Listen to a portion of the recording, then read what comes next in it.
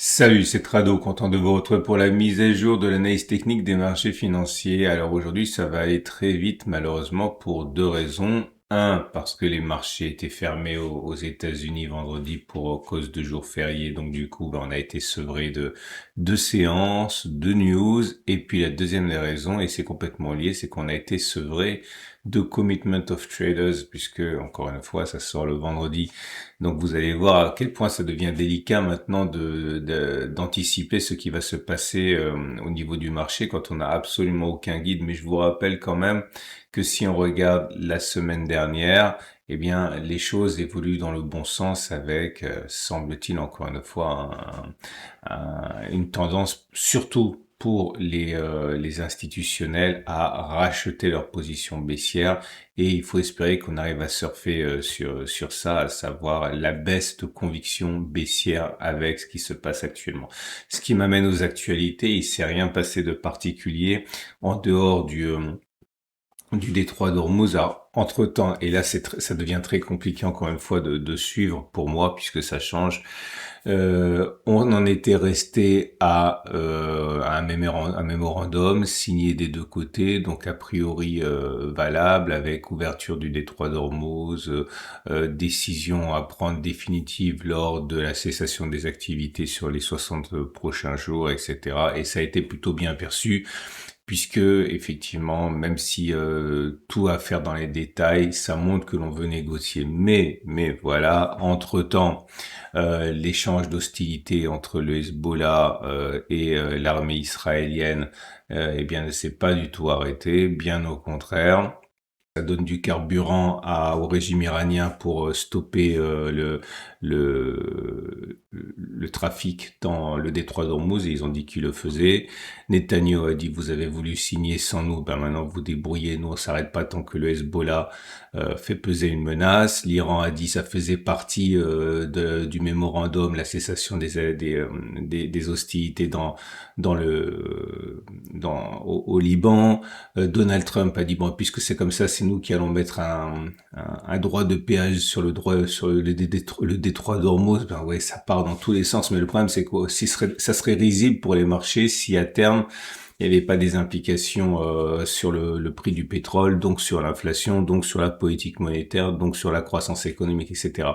Donc c'est là qu'il faut dégainer ce qu'on sait faire de mieux en analyse technique, à savoir un backtest, parce que même si on connaît pas l'avenir, on imagine ce qui pourrait se passer au regard des précédentes foires. Ça n'a pas véritablement de valeur pour ce qui va se passer ce coup-ci. Faut pas non plus être naïf, mais bon, en tout cas, ça a le mérite de meubler.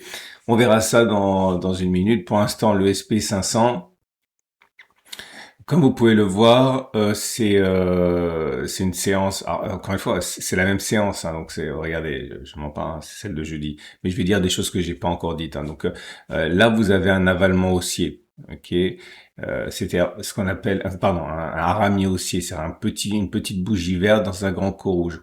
Alors, je fais une petite parenthèse puisque j'ai le temps. Du coup, ici, il faut vraiment se méfier de tous les signaux, qu'ils soient techniques ou de chandeliers japonais, lorsqu'ils sont lorsqu'ils prennent place dans un range.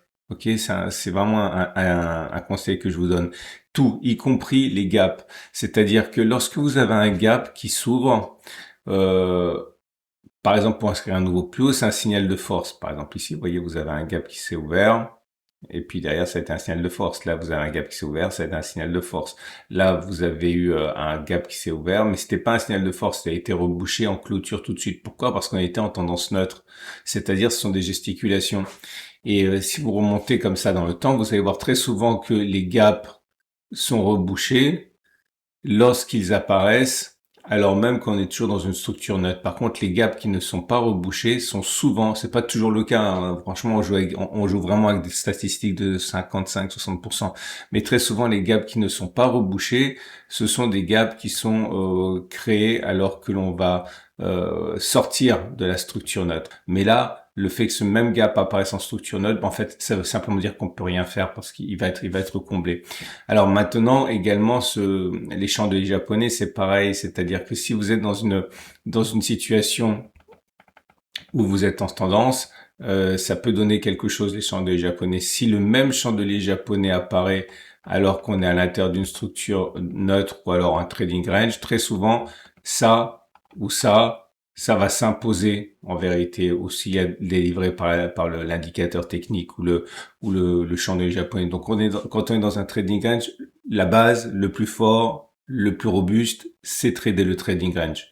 Ça veut dire quoi? Bah, dans notre cas d'espèce, ici, moi je suis plutôt confiant dans l'idée que ça va tenir et que ça va tenir qu'autre chose. C'est-à-dire que mon scénario de base, c'est la continuation jusqu'à nouvel ordre du trading range. Ça veut dire enfin que voilà, normalement on pourrait dire il y a un gap, il y a un indicateur technique, etc., etc.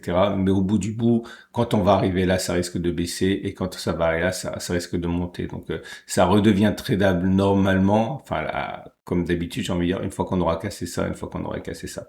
Ce qui veut pas dire que vous pouvez pas trader, mais ce qui veut dire que vous devez changer d'unité de temps. Par exemple, si vous allez sur les unités petites, à trader 4 heures, redonner vie finalement aux signaux qui vont être donnés à condition que cela ne remet pas en cause le trading range ou alors changer d'une unité de temps comme sur les données hebdomadaires pour aller chercher une tendance. Ok, et là c'est le cas notamment de ce chandelier japonais que vous connaissez bien qui est un pin bar et du coup j'ai décidé de backtester ça parce que sur l'unité de temps hebdomadaire c'est pas du tout pareil, on est en structure haussière et donc puisqu'on n'est pas en structure neutre, les chandeliers japonais reprennent de la valeur. Ok, donc j'ai regardé ce que ça a donné la dernière fois qu'on avait un pin bar en données hebdomadaires, alors que actuellement on n'est pas limité quoi. Alors je suis pas allé très très loin, mais j'ai quand même backtesté avec un filtre. J'ai mis la M50 simplement pour se rapprocher au maximum de ce qu'on a actuellement. Donc j'ai regardé si on avait des probabilités importantes d'aller faire R1 et R2 alors qu'on était en pin bar et au-dessus de la M50. Alors, je rappelle pour les nouveaux qu'un pin bar, c'est un chandelier japonais pour lequel le corps est en haut. Alors en haut, moi j'utilise la règle des 38,2%, c'est-à-dire que si vous utilisez Fibonacci ici, que vous prenez toute la bougie, clique en bas, clique en haut, et vous tirez, je verrai pas, non, clique en bas, clique en haut, et vous tirez. Vous voyez que le corps, décidément, voilà, c'est là. Le corps ici, il est entre 23 et 0. Tant qu'il est au-dessus de 38, c'est un pin bar. On peut avoir une méchotte, on s'en fiche, hein. Mais ce qu'il faut par contre, c'est que le corps soit quelque part entre là et jamais en dessous. Ok. Et là, on appelle ça un pin bar. Et pin, ça veut dire aiguille en anglais. Et l'idée, c'est que c'est un signal de force parce qu'il y a eu des soldes en fait. Et on va regarder les chances qu'il y a de faire la même distance au stop de protection positionné en touchette en bas à moins de 66. Regardez les chances qu'on a de faire plus de 66 ou de moins de 66 et faire plus 2 fois de 66, donc 5,3 et quelques avant de faire ça. Ok, bon classique si vous avez des habitudes du format. Je vous montre un exemple. Voilà le premier pin bar ici. Bon, on a bien le corps qui est en haut, il y a une petite mèche, mais on a dit qu'on s'en fichait. On tire les fibos si on n'est pas sûr et on regarde que le corps soit bien au-dessus des 38,2. Voilà, c'est ici. Je tire jusque là, plus pour qu'on voit bien. Et vous voyez bien que le corps, il est même au-dessus des 23,6. Il est même pas sous les 23,6. Ça aurait été bon jusqu'à là, en gros.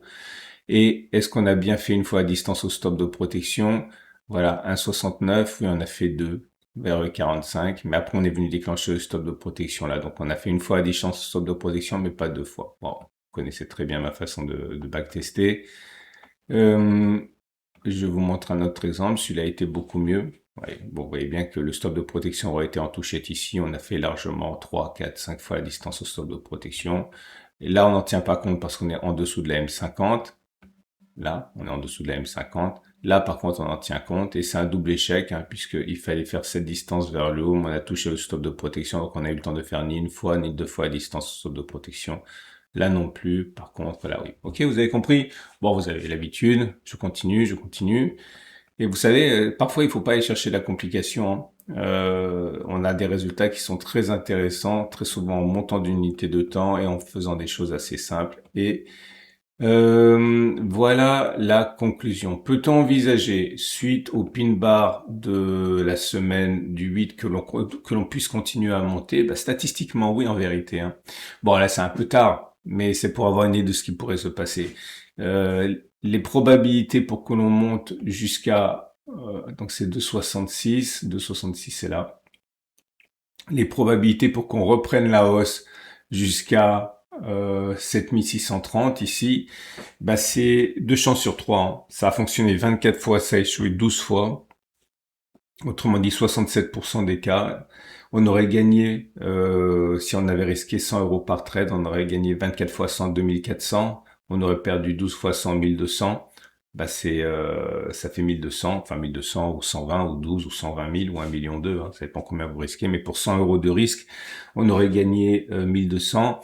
Et c'est ça qui est intéressant, c'est que si vous visez 2 fois la distance au stop de protection, 277 fois 2, eh bien ça reste encore valable. Vous auriez gagné 21 fois, vous auriez échoué 15 fois, 21 fois, ça fait 58%, et 21 fois 2, ça fait 4200, moins 15 fois 100 500, ça fait 2700. Attention, quelque chose qui fonctionne dans 58% des cas, c'est quelque chose qui peut échouer dans 7-8 fois d'affilée. Hein. Donc faut surtout pas jouer la baraque là-dessus. Mais bon, l'idée c'est que sur 100 trades, c'est quelque chose qui a plus de chances de se produire de telle manière que d'une autre. Et effectivement, là, ce backtest nous dit que normalement, sur 100 fois, là, on est censé continuer de monter. Hein. Donc, même si pour l'instant, ça renacle un petit peu, ça reste quand même plutôt positif. Hein. Pour le Nasdaq, c'est exactement pareil. On est dans une situation où on n'a pas eu de séance vendredi, donc je dirais la même chose. Si vous avez un billet haussier, moi j'attendais que ça casse. Si vous avez un billet baissier, je pourrais spéculer à la baisse ici. Ou alors attendre que ça baisse en dessous. Mais pour l'instant, le plus intéressant à mon avis, hein, c'est de prendre un setup tant qu'il reste dans le trading range. Et à moins d'avoir un truc backtesté, bien sûr. Hein. Là, c'est la grande différence qu'il y a entre du trading systématique et du trading discrétionnaire. Le Dow Jones, qui à mon avis plus sain pour les raisons que j'ai évoquées. Un, la progression a été beaucoup plus mesurée, et puis la forme me semble plus prometteuse. Si vous voulez acheter, vous pouvez acheter, mettez un stop de protection en dessous. Si vous voulez spéculer à la baisse, moi j'attendrai que l'on casse la zone. Je vous propose également l'Eurostoxx. Ah, lui, il est ouvert l'Eurostoxx, c'est un bon coup de fatigue. Celui qui a un petit peu épongé le choc hein, de la déception, puisque lui, il était ouvert, j'ai dit. Et vous voyez la différence, c'est que ce gap-là n'a pas eu lieu dans un trading range. Ce gap, il a eu lieu en sortie de trading range. Donc, ça veut dire normalement que statistiquement, on est toujours dans les clous pour faire distance parcourue avant le gap, reporté par-delà le gap. C'est pas une règle précise, hein, c'est une règle généralement admise et enfin statistiquement admise et ça court toujours, même si la bougie elle est moche. Si vous voulez spéculer à la hausse, vous avez deux solutions. Soit vous achetez maintenant avec un stop de protection large, soit vous attendez éventuellement que ça consolide pour acheter, question de rapprocher le stop de protection. Si vous voulez spéculer à la baisse, j'ai toujours du mal à vous inciter à spéculer à la baisse parce que je vous propose pas les outils pour le faire dans ces vidéos grand public. J'attendrai vraiment que l'on casse la résistance. Hein. Bon, une autre solution, c'est combler le gap. Si on comble ce gap, c'est un signe de faiblesse avec un stop de protection au-dessus. Et pareil, sur une continuation de la baisse, une possibilité. Le DAX, pareil, mauvaise séance. Enfin bon, c'est négatif, mais c'est pas la mort non plus. Si vous voulez acheter, j'attendrai que l'on casse cette zone. Ou alors que l'on revienne ici. Si vous voulez spéculer à la baisse, vous pouvez spéculer à la baisse ici avec un stop au-dessus. Le CAC, c'est exactement la même chose. Hein. Je suis pas fan de l'achat sur résistance. C'est possible d'acheter sur résistance. Il faut arrêter de dire qu'on peut pas acheter sur résistance. Ça dépend vraiment le type de trading que vous adoptez. C'est totalement possible. Il faut avoir un objectif et un stop qui est en rapport. Mais on va dire que là, normalement, on est plus susceptible de vouloir spéculer à la baisse puisqu'on est sur une résistance hebdomadaire. Si vous voulez acheter, moi j'attendrai que ça monte, que ça casse et éventuellement spéculer à la baisse en cas de clôture du gap qui est toujours en clôture en dessous du gap avec un stop de protection au-dessus. Ça serait classique. Le Nikkei qui se rit de tout. Alors c'est intéressant, je vais vous montrer après le dollar yen parce que c'est peut-être quelque chose qui est le plus passé sous silence actuellement. Stop de protection en dessous si vous voulez spéculer à la baisse. Voilà. Je vous montre, c'est un peu anachronique, mais je vous montre quand même maintenant tout de suite le dollar yen parce que c'est surveillé de près. On ne sait pas trop ce qui va se passer avec le nouveau taulier de la Fed. Euh, Là, on a toujours eu l'idée que 160 yens pour un dollar, le dollar yen il est à 160, ouais à peu près, c'était une barrière qui était très difficilement franchissable. Et vous voyez comme ça a été défendu là un petit peu, et là pas du tout, on est passé au travers. Et ça change beaucoup de choses. Alors vous dire, on s'en fiche du dollar yen, non on s'en fiche pas parce que, je vous explique rapidement mais pas trop longuement parce que vous connaissez bien cette histoire. Le, le problème du dollar yen, c'est que c'est bien et c'est pas bien.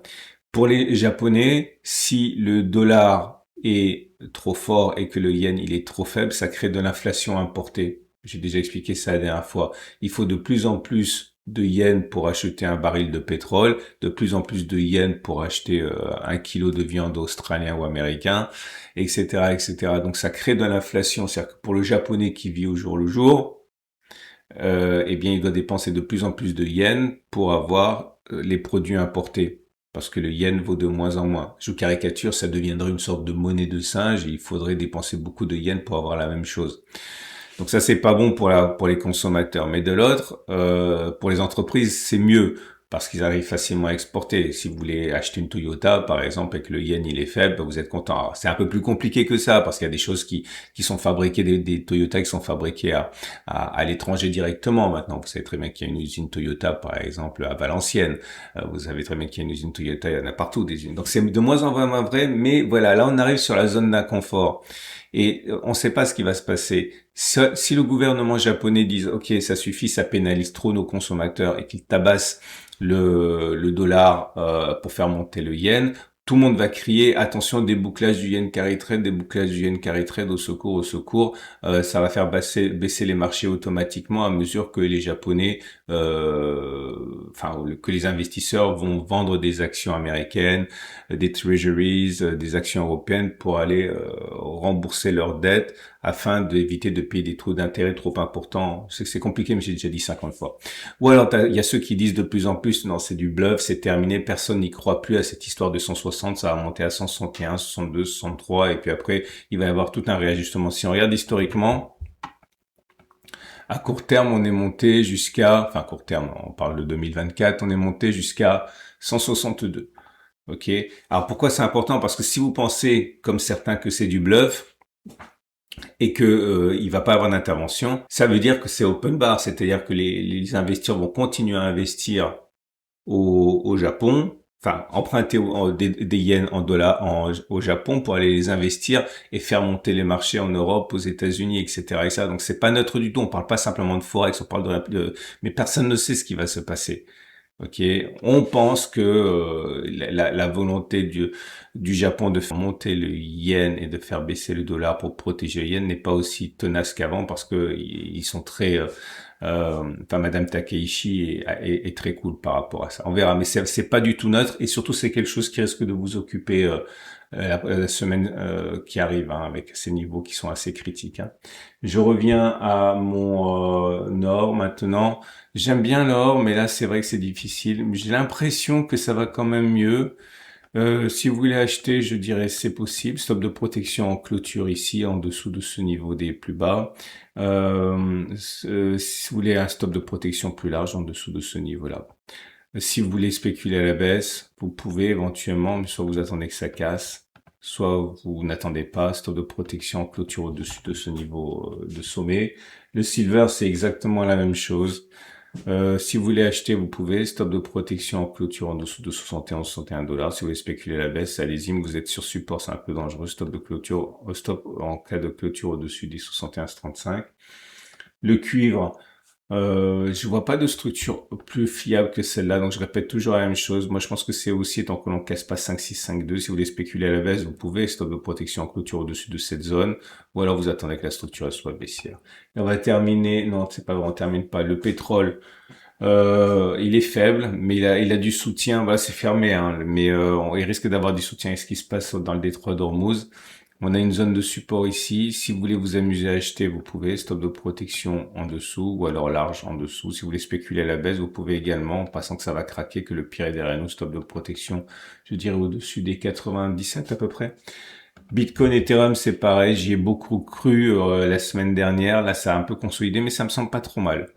Stop de protection en cas de clôture en dessous des plus bas ici, ou en large. Et si vous voulez spéculer à la baisse, vous pouvez. Stop de protection au-dessus de ce sommet-là. En clôture, je dirais, l'Ethereum, c'est exactement le même trade. Voilà, bah, finalement, c'était pas mal, 21 minutes. Je vous ai expliqué des trucs que j'aurais pas eu le temps d'expliquer. Merci infiniment. Je vois de plus en plus de messages qui me disent, ouais, Trado, je viens autant pour l'analyse technique que pour les news, etc. Ça me fait très plaisir parce que c'est pas mon domaine de compétence, hein. Je fais des fondamentaux, naturellement. J'ai une formation d'économie à la base. Mais mon truc, c'est l'analyse technique. Donc, je suis content de vous apporter cet éclairage. C'est peut-être parce que c'est pas ma spécialité que vous aimez bien, parce que j'utilise pas des mots qui sont compliqués vu que je les comprends pas. C'est une excellente journée et je vous dis à tout de suite pour d'autres vidéos sur investir avec des ETF, investir sur l'or. Attention, encore une fois, hein, si vous avez pensé que l'or était trop cher pendant des années, c'est peut-être le moment crypto à venir également. À demain pour la mise à jour.